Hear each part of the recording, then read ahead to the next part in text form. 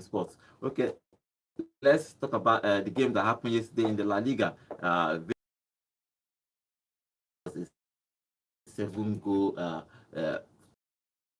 It happened that enough goals. I think this season has been producing to a lot of goals. In the world of football, we hardly see a 0-0 nil, 0-0 scoreline anywhere. But yesterday, Villarreal winning that game close to 3-0. It was a hard-fought win. After selling some of their key defenders and their key players, and sometime last season we felt like they were not going to resort to anything, and they managed to be part of the top half of the table. And this season they're coming up fighting and firing all cylinders. A 7-goal trailer, and you ask yourself, what was Celta Vigo thinking to lose that game? Because they came at Villarreal blow for blow. It was supposed to be a draw.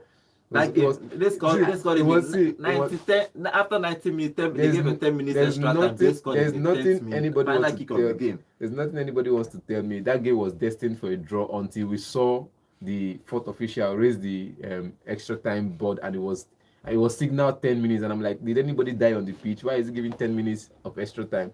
And Villarreal capitalized on that extra time because they felt like Celta Vigo were already on tired feet. They were already mental fatigue was already taking place in the Celta Vigo side, and they used that to score their fourth goal, and they got that escape, and they got that 3 points. I think it's a good game, keeping your heads in the game till the final whistle, not just playing for 90 minutes and expect to go home with a draw. I think that was a good game for Villarreal. Okay, John. 4 goes to 3. La Liga is giving us a whole lot. Yeah, I was really excited with the result. Let's not forget, I like to put things in perspective. This is a Villarreal side that has lost some of their crucial players. Like, for me, the one that is coming to mind is the one that's playing for is it Atletico now? Yeah. So yes, Solot, yes. And so kudos to them, kudos to the other team for putting in a real fight. I think the coach wouldn't feel hard done by this result because it was really, really close. It was really close. So, but nice results. Okay, in Serie A, 2 games happened on Monday. Cagliari 1, Como 1. Okay, yes. Como got their first point of the season, and Verona 0 and Juventus 3. Juventus are obviously contenders this season. Yeah, it's too early to call it. No early anything. It's too early to call it. For me, there are some markers you need to put down in a season before we can say yes. He's had a good start. Right?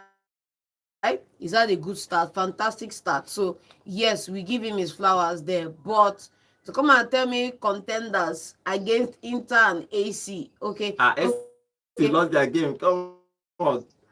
Regardless, it's still the first few games. I understand what John is saying. You understand? Mota is cooking. First game, 3 goals trashing. Second game, 3 goals trashing. Clean sheet still.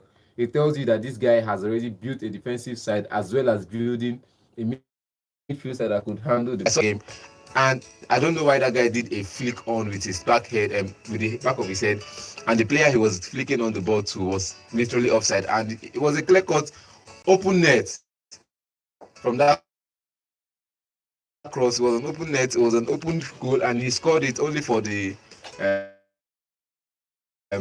linesman to raise the flag up and say it's an offside. And I saw before the goal, before they even raised, everybody started debating, shouting goal. I was telling somebody that is an offside if he doesn't touch the other player.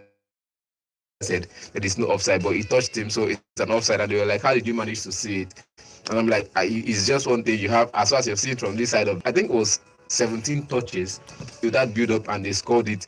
And that was how they built up again to score the second goal. It tells you that these midfielders that play their whole life as midfielders have some different aspect to the game. So that's how I'm drawing the line. I think all the midfielders that want to go into coaching, Bayer Leverkusen, says Fabregas at Como, they are doing similar things. If you pay attention, you will see that it's all similar. Even with the likes of Pep Guardiola, you see the similarity in their style of play. I think they should start looking for, if they want to dominate Europe, they should start looking for other ways to play. Okay. That game in England, the Carabao Cup is starting today. The whole lot of games going to be playing again today. It's Mallorca versus Sevilla by 6 o'clock. The Rio Vallecano versus Barcelona. Okay, let's talk about the Barcelona game. Hansi Flick has done 6 goals, has done 6 points in 2 games. So is he cooking? Is Hansi Flick cooking? Remember, they have yet to register Olmo in their team, so they are cooking still. Baka, when Laporta, what's his name again? Laporta. One Laporta, that is one person that called Laporta, came out to say that Baka have the finance and everything he said in the press the other day. But when they signed Lewandowski, when they signed a couple of other players, it happened. They had to move things around to be able to get them onto the books. Now, for me, I'm looking at this Barcelona side now. I am actually livid that a side like Barcelona panic.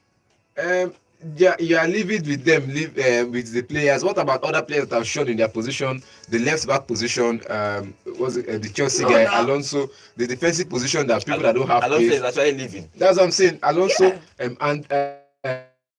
and Andres Christensen, Yeah, and you're on playing the way ahead out, on of the way course, out. too, yes.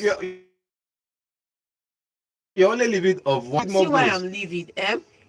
You already have a depleted attacking lineup. I remember I said it earlier when we were coming into this season. I was saying that Barcelona, for them to push for the La Liga title this season, years are not kind on him right now. So there are some games he wouldn't have legs after 45 minutes, and you need a young up and coming striker to be able to come in at the 50th minute or fully fit. The guy can have a starting bet. Like for me, Barcelona should have been the one to snap up Julian Alvarez, but that didn't manifest. And then the only backup they had in Victor Roque has gone. No, they still have a Ferran Torres on their side. Please, man, And come on. if you call Victor Roque any better player than Ferran Torres, I think I take a defer to that, because these players are on the same category. I disagree. They're on the same team sheet. They're on the same level. I disagree. The work ethics differ, but what's it called? Ferran Torres has played.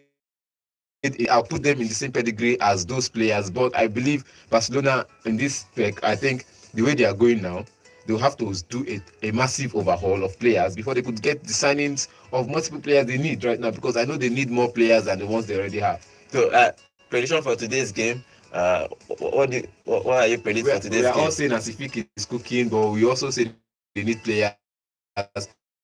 No club is willing to pay him that much. Now the rumors that is Aston Villa that was rumored to be interested and actually not interested in him. So where do you see him going? Leaving England? Yeah, as of this morning, we are hearing reports that he's been offered to Manchester United, and that yes, candid rumors, and then that he's going to have a final discussion with Chelsea on his contract before deciding to make that move. So at this point right now, he's the top earner at Chelsea, earning about 325. Yes, Lukaku has gone, earning about 325. He and Lukaku were joint top earners. So he needs to work it out with Chelsea if they are going to ameliorate his salary, for the meantime, or pay him a lump sum